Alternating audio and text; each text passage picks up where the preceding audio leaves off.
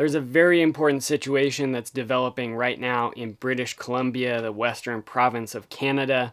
For those who aren't aware, the government there is involved in a review process right now where they're looking at the laws around logging, especially around old growth forests. And there's a possibility that there will be additional legal restrictions being placed on the logging of old growth throughout the province in the relatively near future. And so as a result of this, the logging companies are taking the opportunity right now to liquidate as much old growth forest as possible so that they can get as much money as possible. Some of these massive old growth trees can be worth $10, $20, $50, $100,000 per tree to them, and they're going after some of the last intact ancient forests in the province.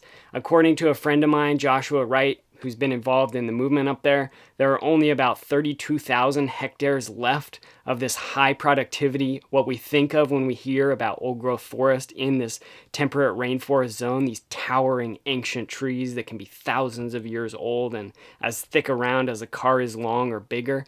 These forests are dwindling. They're on their last legs. And so as a result, now is the time to protect them. So some friends of mine, some allies, other people who I don't even know have been involved in starting a blockade up in the Fairy Creek region on Vancouver Island near the town of Port Renfrew.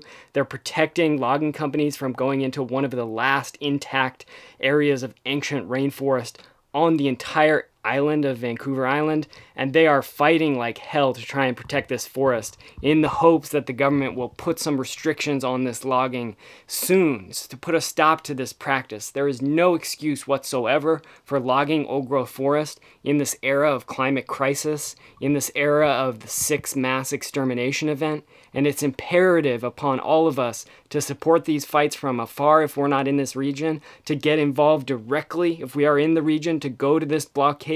I would be there myself right now if I could get across the border. So anyone who's listening to this who's in Canada, especially the western parts of Canada, please go to this region, do what you can to support.